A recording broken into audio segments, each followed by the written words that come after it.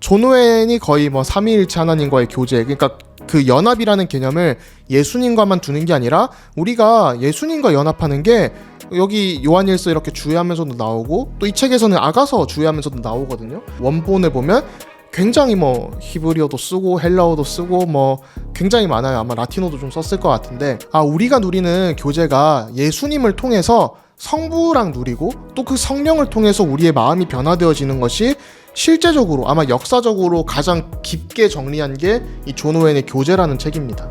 Reform Media. 이 시대의 언어로 개혁주의 신학과 신앙을 전하는 리폼드 팟캐스트 시작합니다. 리폼미디어 PD 오유민입니다. 리폼미디어의 조영래 박사입니다. 바른길교회 정재훈 강도사입니다. 오늘 저희가 처음으로 책 협찬을 받게 되었습니다. 와. 복 있는 사람들에서 나온 존 오웬의 교제라는 번역된 책인데요. 이제 이 책을 저희가 뭐 홍보 목적으로 협찬을 받게 되었고, 유튜브와 인스타를 통해서 하나님과의 우리가 특별한 교제를 하신 경험이 있는 분들이 댓글을 달아주시면 저희가 선정을 해서 이 책을 선물로 각각 3분씩 보내드리기로 했습니다. 이제 그런 이벤트까지 있으니까 여러분 많이 참여해 주셨으면 좋겠습니다. 그럼 3권을 나눠드리는 건가요? 네, 이제 유튜브 댓글 3개, 인스타 댓글 3개 선정해서 각각 6권을 이제 여러분들한테 선물해드리는 그렇게 이벤트를 저희가 받아왔습니다. 사실 또 첫 이벤트가 제가 참 애정하는 도서인 존 오웬의 교제여가지고 참 의미가 남다른 것 같습니다. 이 컨텐츠는 뭐 누구도 할 수 있겠지만 또 리포미디어만 할 수 있는 아주 특별한 또 컨텐츠이기 때문에 존 오웬을 박사 전공까지 하신 조 박사님께서 특도 박사 논문을 저런 주제로 쓰시지 않으셨나요? 석사, 박사 논문이 둘 다 존 오웬의 교제와 아주 깊은 연관이 있죠. 자, 오웬 연구하면서 예전에 그 존 페스코라는 교수님이 계세요, 미국에. 한국에도 많이 소개가 된 분일 텐데, 그 존 오웬, 그러니까 그리스도와의 연합 교리로 되게 연구를 많이 하신 분이신데, 그리스도와의 연합 교리로 수업을 한번 하신 적이 있거든요. 제가 그게 너무 흥미로워가지고 들었는데, 그때 존 오웬의 교제 저 책을 가지고 좀 깊게 얘기를 해서 너무 좋았어서 그때 이후로 좀 존 오웬을 공부해야겠다라는 생각이 많이 들어서 해보게 됐었던 것 같습니다. 오늘은 좀 특별히 우리가 교제인데 어떤 교제냐면 하나님과의 교제, 그 중에서 특별히 삼위 하나님과의 교제에 대해서 좀 다뤄보려고 하는데요. 사실 우리가 교제라고 하면 이렇게 성도 간의 교제에 대해서는 굉장히 익숙하잖아요. 그리고 되게 눈으로 보이고 직관적이잖아요. 이제 만나서 밥을 먹어도 우리가 교제라고 할 수 있고, 만나서 이런 신앙적인 대화를 하는 것도 교제라고 할 수 있고, 이 성도들 간의 교회 안에서 그리고 교회 밖에서 하나님 안에서 함께 하는 무언가를 우리가 교제라고 하는데, 저희가 하나님과의 교제라고 하면은 뭔가 되게 멀어 보여요. 하나님이 나랑 지금 교제하시는 게 맞는지도 모르겠고, 내가 지금 이 기도하는 게 하나님과의 교제에 어떤 관련이 있는지도 모르겠고, 그래서 먼저 우리가 짚고 갈 것은 좀 하나님과의 교제라는 게 뭔지, 그리고 그 교제를 특히 존 오웬은 어떻게 설명하고 있는지 그런 얘기를 좀 해보고 싶거든요. 이 책을 시작할 때 존 오웬이 요한일서 1장 3절을 인용을 하거든요. 요한일서 1장 3절에 우리가 보고 들은 바를 너희에게도 전함은 너희로 우리와 사귐이 있게 하려 함이니 우리의 사귐은 아버지와 그의 아들 예수 그리스도와 더불어 누림이라, 이렇게 나오거든요. 교제라고 했을 때 뭐 말씀하신 것처럼 성도 간의 교제, 뭐 저희가 펠로우십이라고 할 수도 있고, 또 이제 성찬 같은 경우는 커뮤니언이라는 뜻으로 성도 간의 교제, 또 우리가 성부 하나님과 누리는 교제, 이런 것들을 하는데, 이 오웬이 교제라는 책을 쓸 때는 풀네임이 되게 길어요. 이게 Communion with God 이러면서 뭐 Head of the Trinity 뭐 이런 식으로 나와가지고 뭐 Father and the Son and the Spirit 이런 식으로 나오거든요. 진짜 너무 길어요, 그 제목이. 이 책이 왜 교제라고 번역이 되고 많이 쓰냐면, 우리가 신학에 좀 친숙하신 분들, 그리고 아마 이 영상을 보시는 분들은 그래도 좀 교회 생활이나 신학에 관심이 많으신 분들일 텐데, 신학을 하다 보면, 교회를 다니다 보면 그리스도와의 연합이라는 교리가 등장을 하게 되죠. 그래서 신자가 그리스도와 연합되어 있다, 이런 것들은 뭐 로마서 5장, 6장 이런 부분에서도 나오기도 하고 여러 군데서 나온단 말이에요. 우리가 연합이라는 거를 그리스도와 우리가 한 몸 되었다, 우리가 그리스도와 함께 죽고 함께 산다, 뭐 갈라디아서 2장 이런 거에서도 알 수 있지만, 오웬이 왜 이걸 좀 확장을 한 거는 조금 다른 의미가 있어요. 그러니까 지금에서는 우리가 아까 말씀하신 성부 하나님과의 교제 이런 것도 있고, 최근에 이제 뭐 한스 보어스마나 이런 신학자들을 보면 뭐 로마 카톨릭에서도 그렇고 지복직관이라는 개념이 굉장히 많이 등장하거든요. 이게 뭐냐면 우리가 천상에 갔을 때, 천국에 갔을 때 하나님의 그 영광스러운 모습을 우리 피조물이 직접 대면해서 보면서 영광스럽게 바뀐다. 그 하나님의 영광을 본다. 뭐 이런 개념들이 있단 말이에요. 그래서 이제 그런 연구들도 많이 이루어지고 있고, 동방정교회 같은 경우도 이 서방교회가 이 성자와의 연합을 강조했으면 동방정교회나 이런 곳에서는 삼위일체 하나님과의 성부와 누리는 어떤 좀 교제에 대한 거를 신성화, 뭐 신격화, 영어로 deification 아니면 혹은 또 참여라는 participation 이런 표현들을 굉장히 많이 사용을 했거든요. 근데 지금에 와서는 그런 영향들이 좀 여러 어떤 교회들의 대화들을 통해서 뭐 아마 20세기 이후에는 좀 많은 대화들이 있었잖아요. 그러다 보니까 어떤 연합이나 교제라고 할 때 하나님과의 교제, 성자와의 교제, 성령과의 교제 이런 것들을 어느 정도 좀 당연하게 생각을 할 수 있어요. 되게 아이러니한 게 저희가 지금 삼위일체 하나님과의 교제라는 표현을 쉽게 쓸 수 있잖아요. 근데 이 표현이 사실 오웬 이전에는 그렇게 많이 등장을 하지 않아요. 사실상 존 오웬이 거의 뭐 삼위일체 하나님과의 교제, 그러니까 그 연합이라는 개념을 예수님과만 두는 게 아니라 우리가 예수님과 연합하는 게 여기 요한일서 이렇게 주의하면서도 나오고 또 이 책에서는 아가서 주의하면서도 나오거든요. 그래서 뭐 디테일하게는 다 이 책은 좀 축약을 했기 때문에 나오지 않지만 원본을 보면 굉장히 뭐 히브리어도 쓰고 헬라어도 쓰고 뭐 굉장히 많아요. 아마 라틴어도 좀 썼을 것 같은데, 우리가 누리는 교제가 예수님을 통해서 성부랑 누리고 또 그 성령을 통해서 우리의 마음이 변화되어지는 것이 실제적으로 아마 역사적으로 가장 깊게 정리한 게 이 존 오웬의 교제라는 책입니다. 이게 되게 중요한 것 같은 게, 우리가 앞에서 이제 유민 형제가 얘기한 것처럼 많은 경우 교회에서 교제라고 이야기할 때 성도 간의 교제에 대한 이야기를 많이 하잖아요. 근데 한편으로 우리가 교회에서 교제를 하다 보면 좀 난해하다라고 느낄 때가 많이 있는 것 같아요. 그러니까 생각보다 우리의 교제가 엄청 깊어지지 않고 뭔가 단절된 듯한 느낌이 있다라는 생각이 드는 지점들이 좀 분명히 있다고 생각을 하거든요. 이게 분명히 교회 안에서의 교제가 이게 세상에서의 교제와도 좀 달라야 하는데, 구체적으로 어떻게 달라야 하느냐, 그냥 우리가 하나님 얘기를 하면 다른 거냐 라고 했을 때 꼭 그렇진 않거든요. 그래서 사실 오웬이 이 성도들 간의 교제에 대한 책도 썼단 말이에요. 그래서 이제 우리나라 말로는 존 오웬의 그리스도인의 교제 의무라는 책으로 번역이 돼서 이제 개혁된 실천사에서 나왔는데, 저는 이런 성도의 교제가 본격적으로 제대로 이루어지려면 반드시 삼위 간의 교제, 우리가 성부와의 교제, 성자와의 교제, 성령과의 교제를 이해할 때 이게 정말로 엄청난 폭발력을 가지고 우리의 성도 간의 교제에서도 큰 능력을 나타낸다라고 생각하거든요.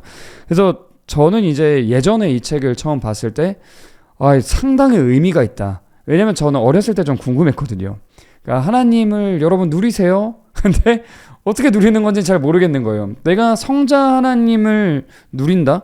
그래도 이건 조금 익숙했던 것 같아요. 예수님에 대한 설교는 워낙 많이 들으니까. 근데 특히 이제 성부 하나님을 누린다는 게 도대체 어떤 개념인지, 그리고 특히 성령 하나님을 누린다고 하는 게 막 장풍을 쏘는 건지 에너지를 막 이러는 건지, 막 불 같은 뭔가 임하는 건지, 이게 너무 혼란스러웠어요. 그래서 이런 부분들에 대해서 너무나도 잘 다루고 있는 책이기 때문에 오늘 저희가 좀 잘 소개할 수 있었으면 좋겠고, 또 이걸 보시는 분들이 이 책을 직접 읽어보시면서 좀 유익을 얻으면 좋겠다라는 생각이 듭니다. 사실 제일 좋은 거는 책을 직접 한번 읽어보고, 저는 요즘 이게 인공지능 시대에 저희가 사실은 글을 쓰려고 해도 굉장히 좀 사색하는 시간이 있고 나를 멈추는 시간이 있어야 되잖아요.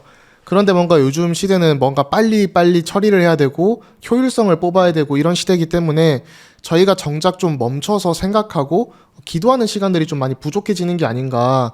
그렇기 때문에 좀 이런 좋은 책들, 사실 이 책이 좀 되게 얇게 나온 책이긴 한데 좀 축약을 했기 때문에, 근데 핵심만 좀 잘 담은 것 같고, 신학은 좀 벽돌책을 우리가 읽을 때, 신학이나 철학이 벽돌책을 읽을 때 좀 사색이 되고 사고력이 늘어난다고 하잖아요. 그래서 이게 한 300쪽 정도 되는 얇은 책이지만은 벽돌책 정도의 내용을 가지고 있다. 그래서 아마 이걸 읽으시면 말씀하신 것처럼 우리가 하나님과 이렇게 신앙생활을 하는데, 저희가 교회를 다니고 신앙생활을 하는 게 하나님께 예배드리는 삶이잖아요. 그 말은 단지 그냥 우리가 주일에 교회 간다 이걸 넘어서 더 뭔가 뛰어난, 저 위대한 영적인 어떤 체험들을 하는 건데, 그런 부분에서 과연 하나님과 교제가 무엇인가, 그리고 거기에 하나님께서 주시는 내용은 무엇인가, 이런 것들이 나와요. 그래서 아마 그게 굉장히 재밌으실 것 같아요. 그러니까 이 책의 초반부에 보면은 교제란 참여한 모든 자를 즐겁게 하는 좋은 것들을 함께 나누는 것이다라는 말이 돼 있거든요. 뭐 조금 복잡하긴 한데 한마디로 교제란 좋은 것이다. 삼위 하나님과의 교제가 행복하고 즐거운 것이다라고 되어 있는데 어떻게 보면 되게 좀 애매모호한 개념인 것 같거든요. 그러니까 말로만 들으면 하나님과의 교제는 굉장히 좋은 거죠. 우리가 이 세상의 어떤 것으로도 찾을 수 없고 굉장히 충만한 마음을 주는 하나님과의 교제인데 그냥 하나님 앞에 나아가서 무릎 꿇고 기도한다고 뭐 내 마음이 바뀌거나 갑자기 없던 게 생기지 않잖아요. 그럼 우리가 이 하나님과의 교제가 어떻게 하면 즐거워질 수 있을지 조금 그거에 대해서 나눠봤으면 좋겠거든요. 이 책이 진짜 너무 좋은 게 그런 교제와 관련된 많은 질문들에 대한 답을 얻을 수 있거든요. 어떻게 즐거울 수 있냐라고 했을 때 일단 이렇게 시작을 해요. 에베소서 1장 4절에 그 오웬이 얘기하면서 곧 창세전에 그리스도 안에서 우리를 택하사 우리로 사랑 안에서 그 앞에서 거룩하고 흠이 없게 하시려고 라고 얘기를 하거든요. 우리가 교제를 나눌 수 있는 이유가 하나님의 사랑 때문에 시작을 한다. 그리고 우리가 하나님께 드리는 사랑 안에서 종결이 된다는 거예요. 그럼 우리 신앙생활의 목적이 하나님을 다시 사랑하는 그런 거에 대한 목적이 있거든요. 근데 이게 그냥 사랑한다 하면 좀 재미가 좀 없을 수 있잖아요. 무미건조하잖아요. 그래서 이거 오웬이 어떻게 막 풀어내냐면 아가서를 막 주외를 합니다. 아가서를 막 주외를 하면서 막 샤프론, 빠에 할 때 들어가는 샤프론 향신료 얘기도 하고 막 시나몬, 계피 얘기도 해요. 막 이러면서 우리가 세상에 온갖 진귀한 향신료들 사실 그때 오웬이 살았던 1600년대만 해도 후추 한 알이 굉장히 귀했잖아요. 그런 것처럼 우리가 이렇게 후추 한 알도 귀한데 뭐 지금으로 치면 이태리산 뭐 겨울 윈터 트러플 이런 거를 가지고 와서 막 우리가 그걸 향을 막 맡고 막 이렇게 썰어 먹고 파스타에 넣어 먹고 하면 얼마나 맛있고 고기예요. 그런 것들이 우리의 교제 안에 있다라는 것들도 풀어주고 그러면서 이제 얘기하는 게 그런 우리의 어떤 감정적인 어떤 딜라이트라는 표현을 굉장히 많이 쓰거든요.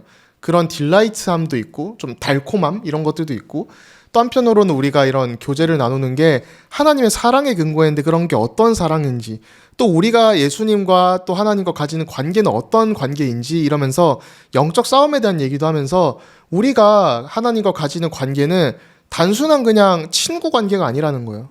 친구 관계가 사단과 친구였는데 이제 하나님과 친구로 회복이 됐다. 뭐 이런 얘기들도 하고 너무 풍성한 게 많죠. 또 부부에 관련된 그런 얘기들도 하고 합니다.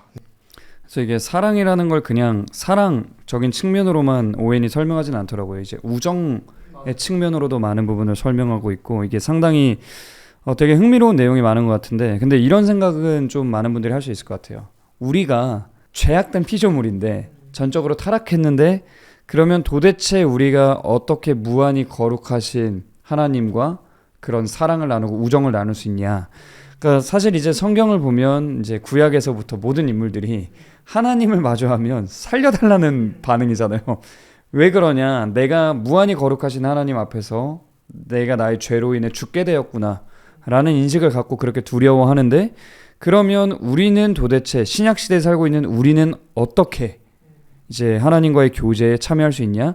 그 근거가 무엇이냐? 이런 부분들에 대해 많이들 궁금해하실 것 같아요. 그래서 한번 설명해 주셔도 좋을 것 같아요. 네, 이런 부분도 이 책에서 너무 잘 나오는 게 신학을 하시는 분들이 개혁파 신학을 접하면 사실 보통은 뭐 튤립이나 예정론만 생각을 하는데 사실 개혁 신학의 핵심은 제가 볼 때는 언약 신학이다. 그 뭐 존 페스코나 마이클 호튼도 다 그런 얘기들을 하고 언약 신학이라고 했을 때 하나님께서 그 만드신 그 협정, 그 언약이 우리에게 이렇게 나오는 것들을 얘기하거든요. 그래서 사실은 성부, 성자, 성령께서 나누시는 그 교제가 우리에게 그 혜택들이 주어지는 게 우리가 그 교제에 참여하는 거예요. 우리가 무슨 그런 받을 만한 자격이 있어서 값진 것이 있어서가 아니라 하나님의 그 사랑에 근거해서 그리고 우리를 구원하시겠다는 그런 언약의 근거에서 이렇게 나와가지고 그 유익들이 우리에게 주어지는 거거든요. 그래서 우리가 이제 죄인임에도 불구하고 또 피조물임에도 불구하고 창조주의자 구속주의신 하나님과 이렇게 교제를 나눌 수 있다는 거는 물론 이제 하나님의 사랑에 근거했다. 또 하나님의 언약에 근거했다. 그분께서 우리를 먼저 받아주시기로 했기 때문에 이렇게 되는 것이고 사실 받아주시는 걸 넘어서 우리에게 개입을 하시죠. 그러면서 이제 뭐 구약에서도 이사야 선지자 뭐 이사야 6장이 굉장히 유명하잖아요. 우리가 하나님의 이런 주의 전 앞에 설 때 보좌의 능력 앞에 설 때 우리가 이런 죄로 물든 마음들과 입술들이 정결하게 되어지고 그런 것들이 있는데 오웬도 똑같이 성부, 성자, 성령의 교제 순서대로 얘기를 하거든요. 그래서 우리가 하나님, 성부 하나님과의 그런 교제들을 누리는 게 우리의 죄악된 본성들이 씻겨 나가게 되고 정화되어지고 그런 하나님의 사랑이 회복되어지는 거다. 그런 얘기들을 많이 합니다. 보통 우리가 그리스도인의 사랑에 대해서 얘기할 때 삼위가 먼저 사랑하셨고 하나님께서 우리를 먼저 사랑하셨으므로 우리도 사랑할 수 있다는 말을 하잖아요.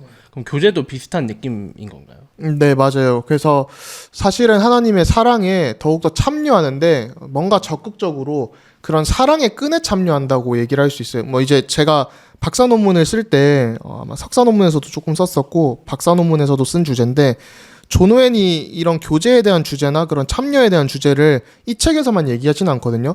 사실 최근에 이제 세원야학 출판사에서 나온 성령론에서도 좀 나오는 부분인데 그런 얘기들을 할 때 우리가 하나님의 그 참여를 한다 하는 게 그러니까 이 오웬이 교제에서 얘기하는 것도 그런 거예요. 우리가 원래 하나님과 영원한 무한한 그런 단절이 있었다. 근데 그 단절이 회복이 되고 우리가 하나님과 교제를 할 수 있게 되는데 그 교제가 바로 되는 이유가 예수 그리스도 안에 하나님께서 그걸 감춰두셨기 때문이다. 그런데 그걸 드러내셨잖아요. 그래서 우리에게는 새로운 그게 기반, 파운데이션이 된다는 거예요. 교제에 참여할 수 있는. 근데 우리가 예수님에 대해서 얘기할 때 그런 얘기들을 하잖아요. 예수님과의 관계가 회복되는 게 우리가 하나님과의 사랑이 회복되는 거고 또 우리 인생이 더욱더 사랑스러운 삶, 사랑을 또 베푸는 삶, 자비가 있는 삶으로 하겠죠. 근데 이제 이거를 저희가 현대에 조금 한번 조심을 해야 되는 게 많은 어떤 자유주의 신학이나 아니면 현대 철학이나 뭐 예를 들면 임마누엘 칸트 같은 경우는 예수님을 볼 때 단순한 어떤 도덕 선생 그 도덕을 충족시킨 사람 그런 식으로 얘기를 하거든요. 이게 왜 중요하냐면 오웬 시대에 이걸 얘기를 하고 가야 되는데 오웬 시대에 이미 예수님을 도덕적으로만 어떤 축소시키려는 경향들이 있었어요. 그래서 이 교제책 뒤에 원래 여기에는 안 나오고 다른 부록으로 나온 게 윌리엄 셜록이라는 사람과 얘기를 하면서 그 당시에 어떤 예수님을 생각하는 사람들이 그냥 예수님을 믿고 구원을 받고 살아가는 거는 그냥 사랑이 풍성해지는 거야. 도덕적으로도 나은 삶을 사는 거야. 라고 좀 어떻게 이해를 하는 게 있었거든요. 그러던 가운데 오웬이 얘기하는 거는 그런 것보다 예수님이 가져다 준 거는 훨씬 더 영적이고 우리의 진짜 지정의를 바꾸실 수 있고 우리가 그 사랑에 참여할 때 우리의 모든 그 마음과 정서가 마음의 움직임이 하나님을 사랑할 수밖에 없도록 그 성향이 바뀌어지는 거야. 그러면서 단순히 우리가 사랑을 하는 게 아니라 그 사랑하는 미덕의 습관들도 예수님이 성령을 통해서 우리에게 이렇게 만들어 가신다라는 거죠.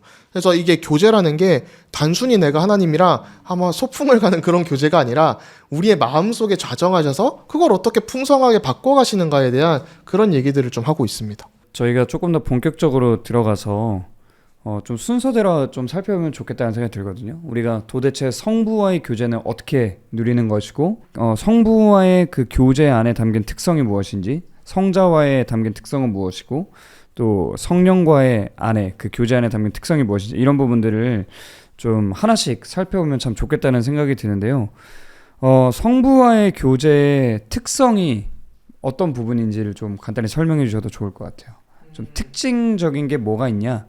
네, 성부와의 교제의 특징은 오웬이 얘기하는 성부와의 특징은 사실 되게 성자와 성령의 파트에 좀 많이 집중을 하고 있거든요. 그래서 아마 책을 보시면 성부는 좀 되게 짧게 지나가는 부분이 있어요. 그래서 성부에 대한 얘기를 하면 한마디로 하나님은 아까 얘기하신 것처럼 사랑이시다. 그리고 제가 아까 뭐 요한 1서나 에베소서에서 읽었던 것처럼 그 사랑에 우리가 어떻게 참여하냐 해서 이런 것들을 다루는데 한마디로 그냥 하나님이 우리를 사랑하시는데 그 사랑의 속성들이 있을 거잖아요.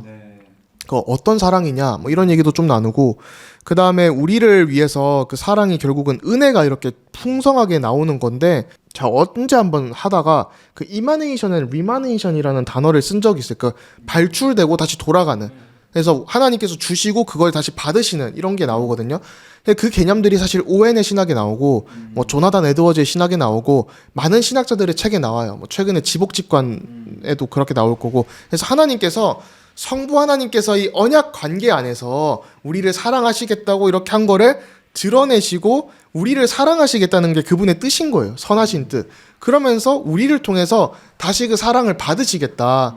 그러니까 우리가 일방적으로 사랑을 하진 않잖아요. 좋아한다, 짝사랑이 아닌 거예요. 하나님께서 우리에게 사랑을 주실 때는 우리 안에 그런 사랑을, 하나님을 다시 사랑하고자 하는 마음을 회복시켜서 다시 우리가 하나님을 사랑하고 찬양할 때, 아, 그 안에 엄청난 기쁨이 있구나, 이런 것들을 더 누릴 수 있도록 해서 하나님의 은혜에 발출을 한다, 은혜를 보여주신다, 이런 것들을 얘기해서 뭐 에베소서 2장 18절 이런 얘기도 하고, 뭐 에베소서 4장 6절 이런 얘기도 하고 해서 뭐 굉장히 다양하게 있고, 뭐 계시록 3장 20절에 나오는 그런 부분들도 오웬이 좀 얘기하기도 하고, 뭐 문을 두드리시는 부분들.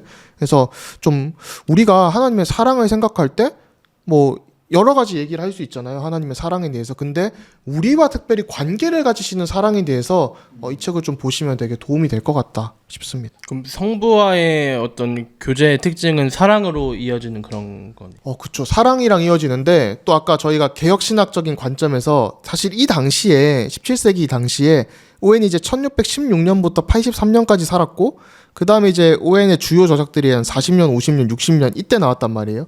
40년에는 좀 논쟁적인 게 많이 나왔고, 근데 이제 이 교제라는 책은 조금 더 후반부에 쓰여진 책이니까 그런 좀 관계들을 얘기할 때, 근데 이제 이 오웬이 쓴 교제에서는 좀 그런 것들이 있는 것 같아요. 그 당시가 뭐 재훈 강도쌤 잘 아시겠지만은 언약 신학에 대한 태동이 굉장히 많을 때잖아요.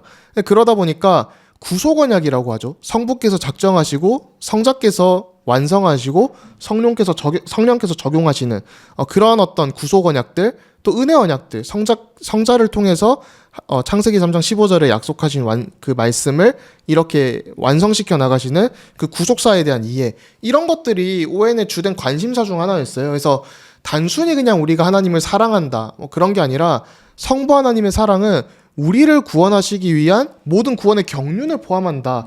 그래서 그런 언약 관계 속에서 이거를 좀 펼쳐 나갔다고 보시면 될 것 같고, 오웬이 이제 또 재밌는 게 이 조직 신학을 하기도 했지만 이 성경 신학자잖아요, 사실 또. 그래서 번역을 좀 잘 못한 책이긴 한데 성경 신학이라는 책이 있죠. 번역이라는 게 좀 마음에 안 드는데, 그게 사실은 원래 그 제목이 성경 신학으로 하면 안 돼요, 애당초. 그 테올로지아 판토다파라고, 그게 이제 뭐냐면 창세기부터 계시록, 그러니까 그리스도까지 이렇게 이어지는 그 계시의 발전사에 대한 걸 논했거든요. 그런 의미에서 성경신학이라고 할 수 있을 텐데, 그래서 이제 뭐 자연신학은 무엇이고 특별은혜는 무엇이고 계시는 무엇이고 쭉 이런 게 나온단 말이에요. 그래서 그거를 영어로 성경신학이라고 번역을 해당초 했는데, 라틴어에서 그거를 오웬 학자들은 사실 별로 안 좋아합니다. 그 성경신학으로 번역을 한 것 자체를, 그러니까 비블리컬 티올로지로 했는데 그런 걸 좀 그렇게 좋아하진 않고, 아무튼 이제 오웬이 성경신학자로서 보시면 뭐 원문도 굉장히 많이 쓰고, 그래서 오웬 책이 이해하기도 어렵고, 또 한편으로는 저기 그 히브리서 주석을 굉장히 방대하게 쓰고, 지금까지도 사실은 많은 분들이 좀 자주 보시는 주석이잖아요. 그러다 보니까 오웬의 신학은 사실 언약 신학적인 측면에서, 그런 성경적인 또 주해와 주석들이 달려있는 측면에서 그 언약 신학적 체계 안에서 전개가 되는 것들이 있거든요. 그런 부분에서 성부와의 교제, 성자와의 교제, 성령 하나님과의 교제가 이게 굉장히 은혜와 그 언약 속에서 관계 속에 이렇게 주어졌다라는 거를 이 책을 보시면 좀 그 부분만 딱 떼서 볼 수 있는 거죠. 오늘은 뭔가 조 박사님의 강의를 듣는 듯한 팟캐스트인 것 같습니다. 네, 저도 한번 거들어 볼게요. 그러니까 이게 오웬 같은 경우는 여기서 이제 성부 하나님과의 특별한 교제에서 그 독특한 영역이 뭐냐라고 얘기할 때 계속 이야기했던 사랑을 이야기하는데, 중요한 건 원래는 우리한테 사랑으로 오지 않는다는 거죠. 성부 하나님이 우리를 원래는 진노의 대상으로 보시는데, 그러니까 복음에 의해서 사랑의 원천이 되시고 그것을 통해 우리와 교제하신다라고 이야기를 하면서 이제 성부의 사랑의 특징을 여러 가지 이야기를 하는데, 그 중에서 몇 가지를 뽑아서 이야기해보자면 영원성에 대한 이야기를 하고요. 그리고 이제 무조건성, 그러니까 불가항력적인 은혜에 대한, 우리에게 익숙한 표현으로 하자면 그렇고, 또 불변성, 하나님이 우리를 선택하셨을 때, 우리에게 사랑을 주며 교제하실 때 그 사랑이 결코 끊어지지 않는다는 거. 그리고 차별성에 대한 이야기를 하는 게 전 너무너무 중요하다고 생각해요. 하나님이 모두를 사랑하시냐? 아니다. 이 제한 속죄에 대한 개념이 되겠죠. 그러면서 두 가지 형태의 신적 사랑의 형태에 대해서 이야기하는데, 이제 저 책에는 어떻게 번역됐는지 모르겠지만 일단 기꺼이 베푸시는 사랑에 대한 이야기가 나오면서 성부 하나님께서 아들을 보내기로 결정하신 그 목적과 목적에 따른 사랑을 굉장히 강조하고, 또 하나는 우정의 사랑을 이야기하거든요. 그러니까 성도가, 우리들이 그리스도의 말씀을 지킬 때 그와 함께 거하시며 기뻐하시는 사랑을 우리에게 주시면서 교제하신다. 그래서 저는 이제 성부와의 교제를 이야기할 때 중요한 부분 중에 하나가 이거인 것 같아요. 이게 교제라고 하면 우리가 받기만 하면 안 되잖아요. 그러면 우리가 하나님의 그 사랑에 대해서 어떻게 반응함으로써 교제를 할 수 있느냐, 이게 되게 중요한데 일단 믿음으로 그 사랑을 수용하는 것이 굉장히 중요하다라는 이야기를 하거든요. 그러니까 어떻게 보면 누군가는 이제 그냥 순환 논리 아니냐라고 할 수 있겠지만 어쩔 수 없어요. 제 얘기가 아닙니다. 오웬에게 따지시기 바랍니다. 자, 아무튼 이제 오웬이 여기서 얘기하는 것 중에 저는 너무나도 흥미로웠던 부분은 사탄이 사용하는 강력한 무기에 대해서 이야기를 한단 말이에요. 그러니까 사탄이 성부와 우리가 교제하고자 할 때 어떻게 무기를 사용해서 우리를 방해하냐라고 했을 때 의심하게 만든다는 거죠. 그러니까 에덴 동산에서 아담과 하와가 의심을 통해 넘어졌던 것처럼 우리가 뭔가 하나님과 사랑의 교제를 나누려고 하면 자꾸 의심을 불러일으킨다. 그래서 사귐의 시작은 내 노력이 아니라 성부의 사랑을 있는 그대로 믿는 것이다. 믿음으로 영접하는 것이다 라고 이야기를 하거든요. 그래서 우리가 하나님과의 교제에서 하나님을 가장 슬프게 하는 일은 우리가 의심하는 것이다. 그래서 우리가 정말로 사랑으로 응답한다는 게 정말 하나님께서 계시하신 그 내용을 그대로 받아들이면서 하나님이 나를 사랑하신다는 것을 정말 있는 그대로 수용하는 건데 이걸 우리가 정말로 잘하고 있나 라는 생각을 좀 해볼 수 있지 않을까. 저는 이 첫 번째 파트에 이제 성부에 대한 이야기를 볼 때 그런 생각이 많이 들더라고요.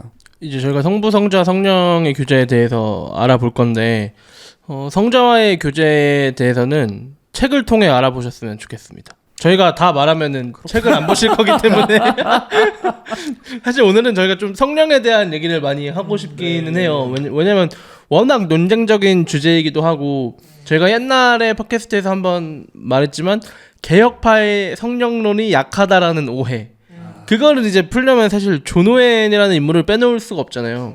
존 오웬이라는 사람 자체가 성령론에 대해서만 엄청 방대하게 쓰신 목사님이시기도 하고 그런 얘기를 나눠볼 텐데, 사실 우리가 성령이라고 하면은 뭔가 성부, 성자, 성령 중에 우리가 신앙생활을 해 나아가면서 가장 생각하지 못하는 윗격인 것 같아요. 성령님께서 우리의 마음에 내주하신다는 인식은 있지만 내 안에서 내주하시는 성령과 내가 어떤 교제를 어떻게 해야 되는지 잘 모르겠고, 성령님께서 나를 어떻게 바꾸어 가시는지, 그러니까 성령님이 우리에게 성화를 인도하신다고는 하는데 어떤 작용이 일어나서 내가 그렇게 되는 건지에 대해서 잘 모르실 것 같거든요. 그런 부분에 대해서 좀 존 오웬이 성령님과의 교제에 대해 어떻게 말하고 있는지 알려주시면 좀 좋을 것 같습니다.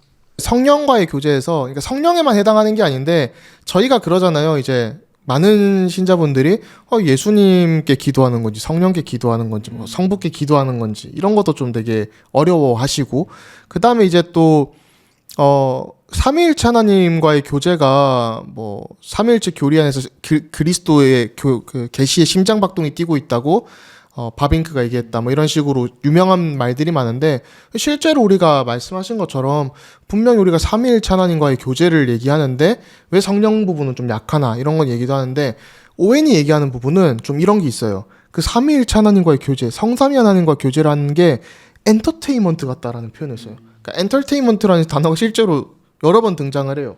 그러면서 현대의 어떤 성령론을 얘기를 하면 이거는 저희가 유태하 교수님하고 그때 얘기할 때도 좀 나눴던 부분인데, 좀 우리가 뭐랄까 성령의 역사를 뭔가 우리의 마음이 뜨거워지거나 에너지가 있거나 이런 걸로 좀 약간 오해를 하는 경우가 있단 말이에요. 어떤 현상적인 이해로 맞아요, 현상적인 느끼는 이해. 거죠.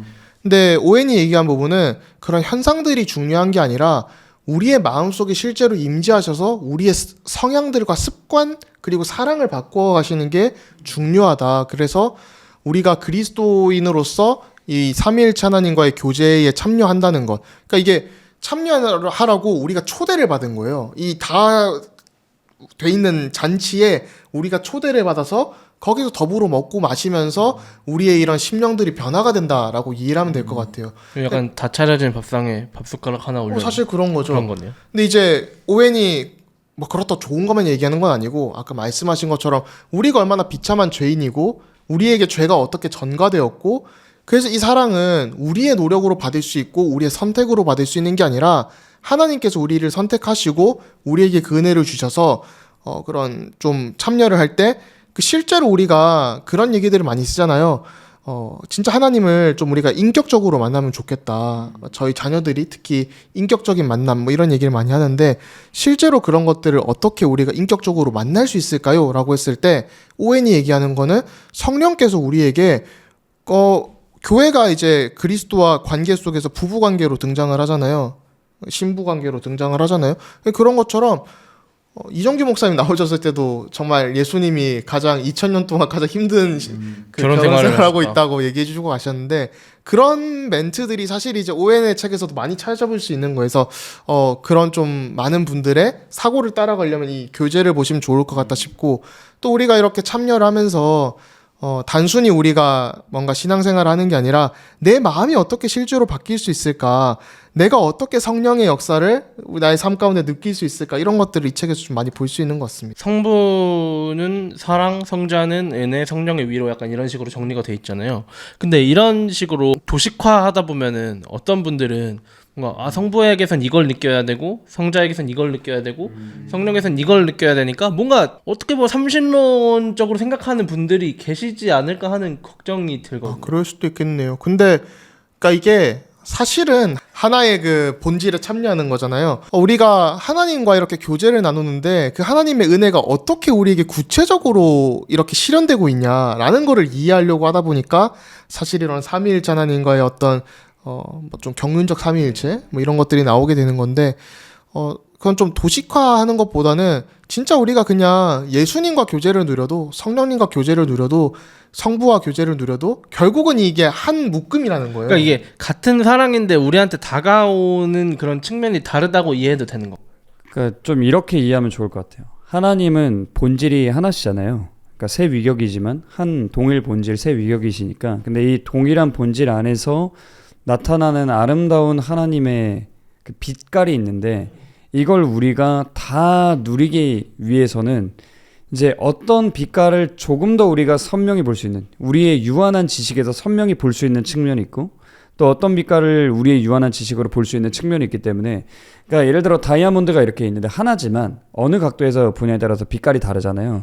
그런 것처럼 우리가 삼위일체 하나님을 더욱 풍성하게 그분의 아름다우심을 누릴 수 있도록 저는 하나님께서 우리에게 허락하신 하나의 은혜가 삼위일체라는 개념이라고도 생각해요. 그러니까 하나님 우리가 온전히 한 존재 안에서 모든 걸 이해하기에는 우리의 지식이 너무 허접해요. 이런 문제를 해결하기 위해서 성부와 성자와 성령의 각 은혜를 우리에게 보여주실 때 우리는 딱 보면 훨씬 더 직관적으로 이해할 수 있어요. 우와, 이런 은혜가 있구나. 근데 우리가 과연 우리의 그냥 그 제한된 지식을 가지고 동일 본질 세 위격을 하나님께서 이렇게 계시해 주시지 않았을 때 이해할 수 있을까? 전 불가능하다고 생각하거든요. 그래서 우리가 하나님의 아름다우심을 더 많이 누리기 위해서 세 위격에 대한 이런 아름다움을 느끼게 우리가 해야 된다라고 저는 생각을 하고 있어요. 그래서 이게 삼위일체 하나님에 대해서 이해하고 각 위격과의 교제에 대해서 묵상했을 때 저는 어떤 이로움이 있는지에 대해서 아무래도 생각을 예전부터 많이 해보게 되더라고요. 그러니까 사실 저희가 최근에 많은 분들이 그런 삼위일체 하나님과의 위격 교제 이런 것들을 나누잖아요. 네. 그러니까 그 원본이 여기 있는 거예요. 네, 이 책이 거의 그 모든 사상의 뿌리라고 보시면 됩니다. 원천. 그러니까 약간 이런 좀 재밌는 생각이 드는데 성령의 위로라고 여기서 말하잖아요. 성령과 교제할 때 우리가 누릴 수 있는 유익이 위로인데 요즘 CCN판으로 넘어가서 위로에 관한 찬양이 너무 많다. 하나님이 왜 우리를 위로해 주셔야 하냐. 하나님은 하나님이시고 인간은 인간이기 때문에 하나님은 우리에게 공감하실 필요가 없다. 뭔가 인간의 마음에 공감하고 그렇다기보다 우리가 거기에 마음을 맞추는 거다라는 댓글들과 싸움들을 우리가 많이 볼 수 있잖아요. 이제 그런 부분에 대해서 이 책을 기반으로 설명했을 때 어떻게 말씀해 주실 수 있을까요? 그러니까 이걸 사실 좀 오웬의 신학을 저는 이제 오웬 신학자니까 좀 총체적으로 보면 뭐이 책에만 국한되지 않고 오웬이 이제 그 10권에서 그런 얘기를 해요. 하나님이 우리에게 공감하실 필요가 없는 분이다 이런 얘기를 하는데 동시에 이제 오웬이 그러니까 그런 공감이 이렇게 감정적으로 네, 막 그런- 되게 공감할 필요가 없다는 의미잖아요. 그렇죠. 그러면서 동시에 이제 오웬이 성경신학자로서 히브리서 주석을 쓸 때 우리가 이제 히브리서 7장을 보면 아주 중요한 게 나오잖아요. 그리스도께서도 뭐 9장도 마찬가지지만 우리의 보증인이 되시고 또 인치시고 이런 부분들이 나온단 말이에요. 성령께서 인치시고 하는 부분도 뭐 에베소서나 이렇게 나오고 굉장히 정리가 잘 돼 있죠. 이 책에서 그 교제에 대한 부분들, 우리 신자로서 그런 위로를 얻는 부분도 충분히 나오는데, 그게 단순히 위로만 주시는 게 아니라, 그러니까 우리가 이렇게 뭐 힘든 일 있지 이렇게 해서 위로를 하는 게 아니란 말이에요. 예수님께서 위로를 하시는 거는 성부 하나님께서 정말 너희를 사랑해서 이렇게 하시는데, 그 사랑을 다시 받아가시는데, 그 받아가실 때 성자 예수님이 이렇게 구속사 속에서 구원을 완성하셔서 그 완성자가 되신 예수님, 보증인이 되신 예수님이 그 성령께서 이제 인치셔서 은혜를 전달해 주는 거다. 그래서 우리가 위로를 찾으려면 예수님께 달려가야 되고, 또 예수님만 볼 게 아니라 정말 성부 하나님의 그 사랑과 영원하심과 장엄하심, 뭐 그런 사랑스러우심, 영광을 볼 때 우리가 정말 우리의 마음이 변화되어지는구나라는 거를 이 책에서 얘기를 하거든요. 우리가 해결하고 싶은 건 이 당장의 위로와 당장의 문제잖아요. 근데 방금 말씀하신 거는 마지막 날에 예수님께서 우리를 위해 준비해 주신 그 거처, 결국 종말론적인 거죠. 마지막 날에 우리를 안아주시고 잘했다 충성된 종아라고 해주실 그 날에 대한 기대와 소망이 있어야 결국 이 땅에서도 위로를 받을 수 있는 거 아닌가요? 그게 없이 그냥 뭔가 어떤 하나님에 대한 지식과 그리스도에 대한 지식과 성령에 대한 지식으로도 우리가 위로를 받을 수 있는지, 아니면 종말론적으로 그게 연결되어서 우리가 가져야 할 유일한 소망이 있을 때 위로로 이어지는지. 둘 다로 봐야 된다고 생각해요. 일단 여기서 이제 오웬이 말하는 성령 하나님의 주요 사역들은 뭐 기억나게 하심, 그리스도를 영화롭게 함, 하나님의 사랑 확증, 양자됨에 대한 증언들, 인치심, 보증, 기름 부음, 뭐 강구의 영, 이런 것들이 나온단 말이에요. 근데 중요한 건 이 모든 내용이 다 종말론적이진 않아요. 그러니까 이 중에 이 땅 가운데서 우리가 살아가면서 우리의 존재가 변화되었다는 사실을 먼저 기억할 때, 우리가 그게 끊임없이 기억나면 이게 되게 그런 거죠. 예를 들어서 내가 너무 지치고 힘들 때 이 땅에서, 근데 나를 정말로 사랑하는 사람이 있다는 사실을 기억할 때 우리가 힘을 낼 수 있단 말이에요. 이게 엄청난 위로가 되거든요. 그쵸, 약간 너무 힘들 때 이상한 생각을 하다가도 네. 부모님이 계시지 그쵸. 하는 그런 그런 거죠. 그 번쩍댐이 있고. 그러니까 저도 어릴 때 막 뭔가 방황하고 싶다가도 나를 이렇게 사랑하는 우리 엄마가 있는데 그러면 안 되지 하고 마음을 붙잡기도 하고, 그런 엄마를 생각하면서 위로를 얻기도 하고 했던 것처럼 마찬가지라고 생각해요. 하나님이 나를 얼마나 사랑하시는지, 그러니까 우리가 성부와의 교제에 대해서 앞에서 이야기를 했지만 그 교제를 우리가 어떻게 기억하는데요? 성령 하나님과의 교제에서 기억할 수 있는 거잖아요. 그렇기 때문에 우리는 이런 기억하게 하심을 통해서도 우리가 변화된, 내가 하나님의 자녀가 되었다라는 그 사실을 우리가 사실 삶의 모든 순간에 기억하면 살지 못하잖아요. 우리가 연약하기 때문에 막 무너지다가 내가 하나님의 자녀가 됐다는 걸 완전히 잊고 막 절망 속에 갔다가 나 하나님의 자녀지. 우리는 진짜 좀 망각해야 될 거는 빨리 계속 기억하고, 맞아요. 기억해야 될 건 빨리 망각하는 맞아요. 이상한 존재인 것 그러니까 같아요. 뭔가 꼭 종말론적인 소망을 갖지 않더라도 이 땅에서 성령의 은혜를 누리면서 위로를 얻을 수 있다는 거네요. 그렇죠. 왜냐하면 그게 가능한 이유가 그 언약 신학에 대한 얘기를 계속했잖아요. 그리스도께서 구속사 속에서 십자가로 완성하신 거는 객관적인 진리란 말이에요.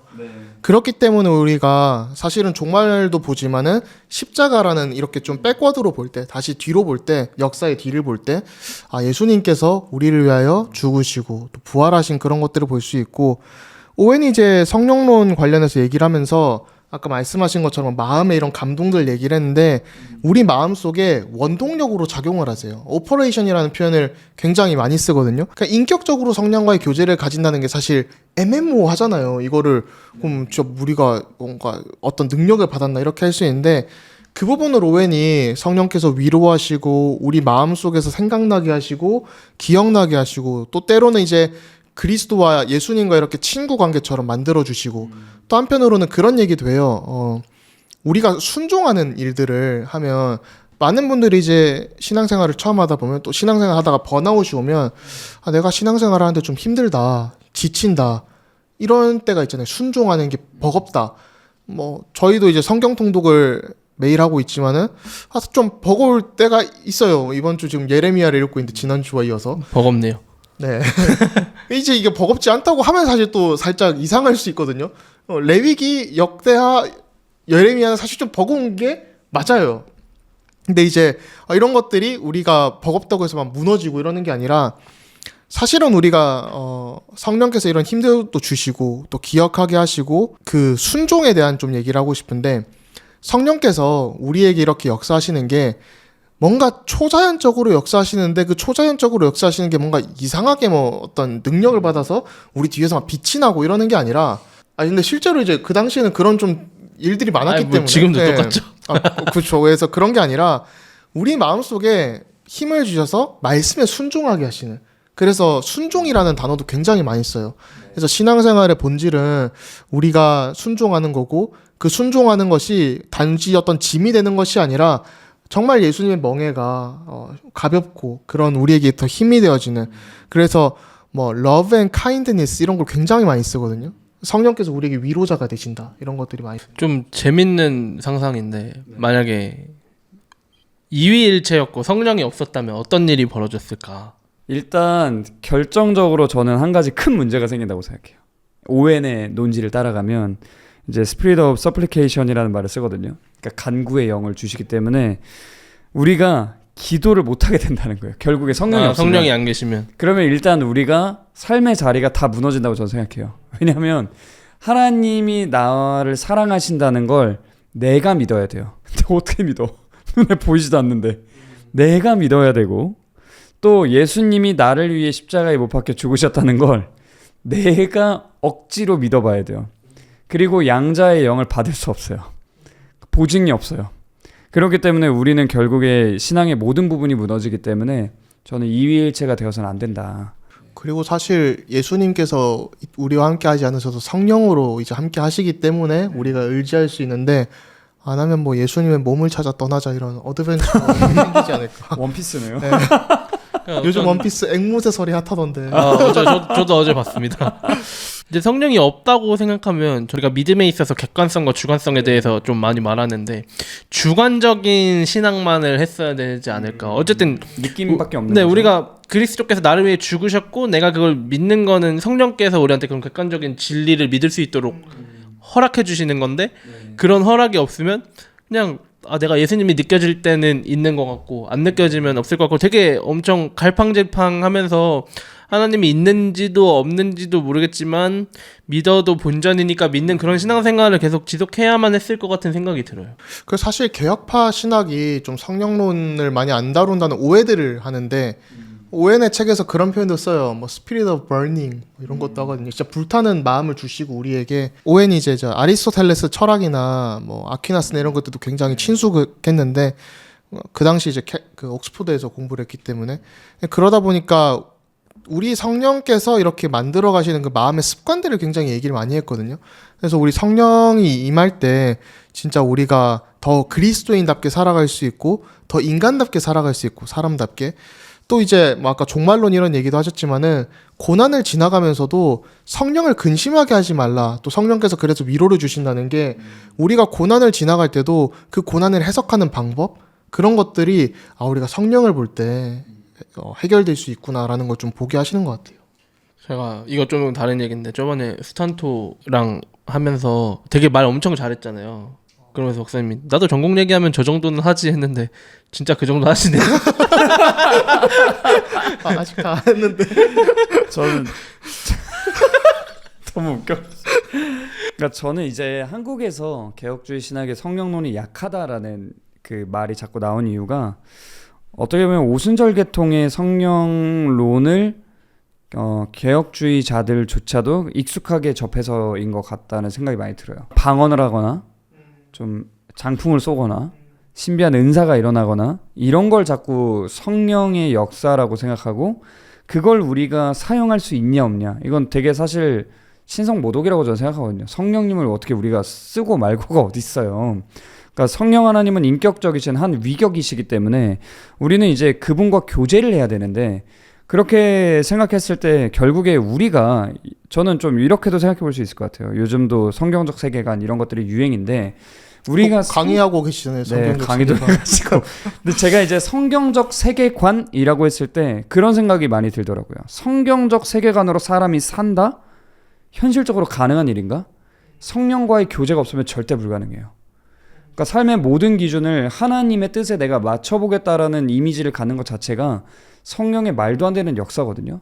세상에 보세요. 막 뛰어난 사람들, 잘난 사람들 엄청 많아요. 명문대 나오고 뭐한 무신론자들 다 있단 말이에요. 그분들한테 우리가 백날 설명해도 그분들은 성경적 세계관을 가지고 살 수 없어요. 왜 그렇게 살아야 되는데? 난 그거 안 믿어. 하면 끝이에요. 근데 성령의 역사가 임해서 성령 하나님과 교제하는 자들은 그 마음 안에 역사가 일어나서 믿어지는 거예요. 그게 엄청난 역사거든요. 근데 이제 우리가 이 일들을 많은 사람들이 이미 나는 경험을 한 거예요. 신자가 됐어. 그리고 나면 이 안에서 성령과의 교제가 무엇인지를 더 알고자 애를 써야 되는데 이보다는 자꾸 우리의 죄악된 본성 때문에 눈에 보이는 이런 피지컬적인 무언가를 자꾸 원하게 되는 경향이 있는 것 같아요. 근데 그런 상황에서 옆에를 딱 봤는데 막 장풍을 쏘는 사람이 있다거나 막 방언을 하는 분들이 있다거나, 그러니까 저희는 개혁주의 입장에서 그런 방언을 다 수용하고 받아들이지는 않지만, 그러니까 이제 그런 일들이 계속 일어나는 거죠. 그래서 우리가 그게 아니고 이 책을 좀 더 보시면 좋겠다. 오웬의 논지를 따라가면서 성령과의 교제에 대해서 좀 더 알아가면 좋겠고, 또 오웬이 자주 이야기하는 하비투스에 대한 이해를 좀 더 가졌으면 좋겠고, 그리고 또 오늘날에도 이제 이런 부분들에 대해서 좀 잘 발전시키면서 성령의 역사 가운데 우리의 성화의 여정에 대해서 고군분투하며 책을 쓰신 분들이 늘 있거든요. 그래서 그런 분들의 책들을 좀 보시면 좋겠어요. 뭐 데이비드 폴리슨도 있고 폴 트립도 있고, 이런 분들이 저는 어떤 면에서 볼 때 성경적 상담 운동을 하면서 오웬이 말했던 그 성령과의 교제의 측면을 굉장히 잘 계승했다고 생각을 하거든요. 그런 용어를 직접적으로 사용하진 않지만 그 논지가 비슷해요. 그래서 이런 부분들을 살펴보면서 좀 오늘날 한국교회에 있는 분들이 아무래도 더 성경적인 개혁주의적인 성령론으로 돌아와서 이 성령과의 교제를 좀 바른 의미에서 누렸으면 좋겠다라는 생각이 듭니다. 제가 최근에 이제 교회에서 유년부 사역을 하고 있거든요. 유년부 사역을 하는데 이제 부지도로 이렇게 있으면서 담당 목사님께서 이렇게 최근에 이제 요한일서 2장 16절에 대해서 이렇게 얘기해 주셨는데, 이는 세상에 있는 모든 것이 육신의 정욕과 안목의 정욕과 이생의 자랑이니 다 아버지께로부터 온 것이 아니요 세상으로부터 온 것이라, 이런 말씀이 있잖아요. 근데 이제 그 아까 보는 것들 이런 거 얘기하실 때 좀 되게 와닿은 게, 이게 유년부 사역을 하면서 되게 좋은 게, 또 미디어 사역을 하면서 되게 좋은 게, 이 신학자들의 언어가 굉장히 어려울 때가 많아요. 예를 들면 사실 아까 생각이 났던 게, 삼위 하나님과의 교제 이런 것들 얘기할 때 그 떨어질 수 있을까라고 했을 때, 사실 이제 오웬이 얘기하는 거는 라틴어로 오페라 트리니타티스 아드 엑스트라 순트 인디비자 이렇게 나와요. 그러니까 삼위 하나님의 개별적인 위격의 역사는 분리될 수 없다라는 뜻이거든요. 사실 우리가 오웬의 신학을 이해할 때 성부, 성자, 성령의 역사가 사실 떼서 이해할 수가 없는 거예요. 그게 이제 언약 신학, 구속 언약 뭐 이런 것들로 다 나오게 되는 건데, 근데 이제 이런 것들을 좀 더 쉽게 얘기하면, 방금 말씀하신 저희의 방식이 좋았던 것 같아요. 성령의 역사를 떼면 이해가 안 되는 거잖아요. 또 제가 이 아까 요한일서 2장을 읽으면서도 좀 그런 생각이 들었거든요.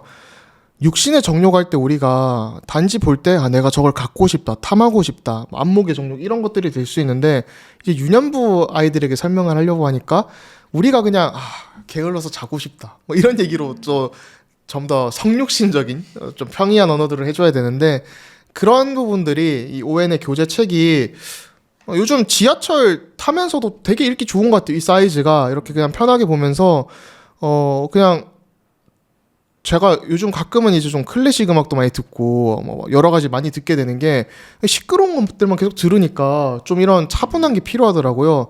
근데 이런 걸 한번 좀 책을 보시면 너무 좋을 것 같아요. 적당히 성경 구절도 많이 배치가 되어 있고, 차에 갖고 다니기도 되게 좋은 네, 거예요. 그래서 이거를 한번 보시면 진짜 좋을 것 같고, 또 이제 그 아까 안목 이런 거 얘기하실 때 오웬이 또 핵심적으로 얘기한 주제 중 하나가 베드로후서 1장 4절에 그 영어로 하면 partakers of the divine nature 이렇게 나오거든요. 그래서 우리가 신성한 성품에 참여한다, 신성에 참여한다 뭐 이렇게 돼 있는데, 실제로 우리가 성령과 누리는 교제를 통해서 우리가 그 신성에 참여한다는 게 우리가 하나님처럼 뭔가 된다, 막 뉴에이지나 이런 데서 얘기하는 것처럼 내가 뭐 천사처럼 된다 뭐 이런 게 아니란 말이에요. 그래서 이게 성령과의 교제를 통해서 예수님을 묵상하고 성부의 사랑을 묵상할 때 우리가 하나님의 계명에 순종하게 되고 성자와 교제를 누리는데, 그게 부부간의 관계 같은 긴밀한 관계들이 있고, 그러면서 나의 업에 충실하는 어떤 순종을 통해서 하나님께 영광을 돌리게 된다. 근데 이 세상에 살아가니까 우리는 위로도 필요하고 힘도 필요하고 한데 그럼 예수님이 우리를 위해서 무엇을 해주셨나. 그런 것들 우리가 묵상할 때 너무 감사하고 감동되잖아요. 그런 힘들을 많이 얻으실 수 있을 것 같아요. 사실 저는 존 오웬이라는 사람을 막 이렇게 자세히 알진 당연히 못했거든요. 뭐 제가 읽어본 책 딱 2개 있는데 죄죽이기랑 성도의 견인 이 2책을 딱 읽어봤었어요.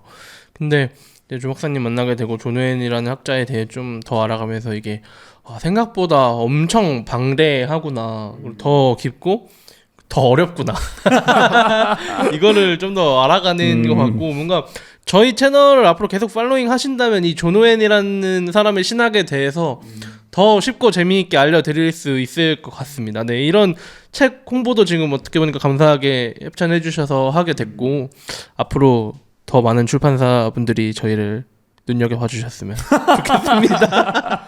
속보이네요. 사실 저희도 채널 운영을 해야 되기 때문에 많은 분들의 기도와 후원을 해주시면 참 감사하겠고, 사실 이제 오해는 좀 제가 전공자니까 좀 더 편하게 그냥 사실 책의 내용을 누구보다 잘 알고 있기 때문에 하는데, 이게 방송이 조금 아쉬운 부분도 있는 게, 저희가 이런 미디어로 녹화를 하고 할 때 사실 이게 엄청 풍성해서 뭐 지금 제가 이 축약해서 설명을 한 어떤 언약에 대한 개념이나 뭐 아드 인트라 아드 엑스트라 뭐 이런 것도 되게, 이 책이 사실 다 나와요. 이게 아마 제 기억에 제가 이 책을 나왔을 때 바로 읽었던 것 같은데, 이게 2016년에 나왔는데 제가 이게 나왔을 때 거의 바로 읽은 책 중에 하나거든요. 근데 이거를 지금 3세니까 제 기억에서 사실 이걸 한국어로 읽고 박사하면서 꽤 오래된 기억이 있는데, 근데 이게 너무나도 중요한 책이고 진짜 이게 그냥 읽으면 너무 은혜가 돼요. 신자는 그리스도께 존귀하다. 근데 그 존귀한 이유들,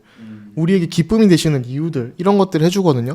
근데 이게 오웬의 신학이 너무 방대하기 때문에 한번 좀 이런 것들을 저희가 앞으로 세미나 같은 것도 좀 혹시 불러주시면 제가 감사하게 섬기고, 또 Q&A 이런 것들도 좀 사실은 좀 해야 이런 것들을 더 깊게 이해할 수 있는데, 존 오웬 관련 Q&A를 따로 빼서 라방을 해야 되나요? 저희가 좋아하는 이정규 목사님과 함께 보면 그래서 사실 좀 이런 책들을 많이 읽으시고, 또 저는 사실 이런 좋은 책들의 길잡이 역할을 하는 건데, 너무 방금 어려운 말들을 많이 해서 길잡이가 잘 됐나 모르겠지만, 이 책을 좀 저도 저 책을 받고 뭐 다 읽지 못했지만 일주일 동안 절반 정도 읽으면서 되게 좋더라고요. 그냥 뭔가 넘기는 구절 하나 없이 우리가 하나님과 교제할 때 이런 일들이 있고 이런 유익을 누릴 수 있고, 이게 실제 신앙생활에서 우리가 어떤 생각을 하면서 살아가야 되는지에 대해서 되게 길잡이 역할을 잘 해주는 책인 것 같아서 저는 꽤 재밌게 읽고 있고 계속 끝까지 읽어볼 것 같아요. 무엇보다 성경적이에요. 근데 아쉬운 건 축약판이라서 박사님 말씀하신 것처럼 다 내용이 들어가 있지 않기 때문에, 그러니까 좀 아쉬운 게, 이게 2권을 읽으면 제가 아까 저희는 좀 얘기했지만 이게 mutual entertainment 이런 표현도 쓰거든요. 신자가 하나님과 가지는 게 상호간의 교제인데, 그러니까 일방적으로 주시는 게 아니라 이 교제인데 즐겁다는 거죠. 엔터테인먼트, 예능적인 어떤 요소들도 있다는 거죠. 그런 기쁨들을 이 책을 통해서 한번 꼭 살펴보셨으면 좋겠습니다. 복 있는 사람에서 이 책을 비롯해서 오늘을 위한 퓨리턴 시리즈를 계속 냈었거든요. 근데 거기 사실 좋은 책들이 많아요. 그래서 그런 것도 한번 참고해 보시면 좋을 것 같고, 그 중에서 이제 토마스 고딘의 마음이라는 책이 있어요. 정말 좋습니다. 그래서 이런 책들도 좀 접해 보시면서 청교도들이 얼마나 우리의 영혼에 대해서 깊이 관심이 있었고, 인간을 정말 영적인 차원에서 바라보기 위해서 얼마나 노력했는지, 그리고 자신들이 얼마나 그 경건을 위해서 애쓰며 살았는지, 그 흔적들이 책들마다 다 남아 있으니까 많은 분들이 좀 청교도 책들을 많이 읽어보시면 좋겠다라는 생각이 듭니다. 사실 저희는 이제 전문적으로 청교도 책들과 개혁파 책들을 리뷰하고 하는 걸 굉장히 좋아하는 사람들이라서 좋죠. 아주 이거 뭐가 일이 아니라 되게 재밌게 할 수 있는 일이잖아요. 네. 맞아요.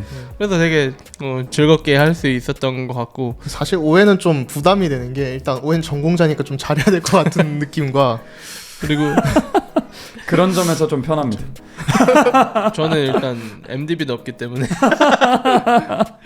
근데 네. 서두에서 말씀드린 것처럼 유튜브와 인스타에 올라가는 영상들에 하나님과의 교제에 있어서 특별한 경험들이 계시다면 그거 댓글로 잘 달아주시면 저희가 선정해서 책을 유튜브 3분, 인스타 3분 이렇게 해서 보내드릴 테니까 이 이벤트도 많이 참여해 주셨으면 좋겠고요.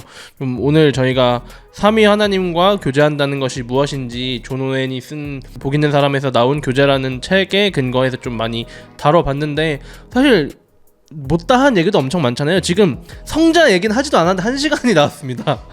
그리고 제일 중요한데. 네, 그리고 제일 중요한 걸 알려주지 않아 여러분들이 책을 보실 거기 때문에 오늘 영상이 여러분들께 도움 많이 되셨으면 좋겠고 저 교제라는 책을 통해서 좀 다시 한번 하나님과의 교제를 누릴 수 있는 시간이 되었으면 좋겠습니다.